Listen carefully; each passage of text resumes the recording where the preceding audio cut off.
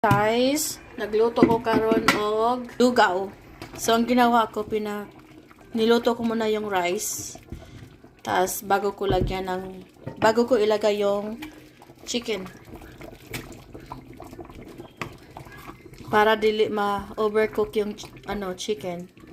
Tapos lagyan natin ng magic sarap, black pepper, salt. Maganda sana white paper ilagay kaso wala akong white paper, so black paper na lang.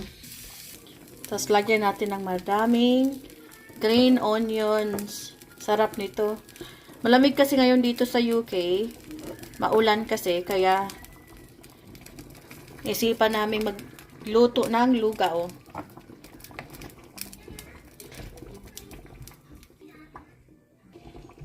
Yan, luto na ang ating lugaw.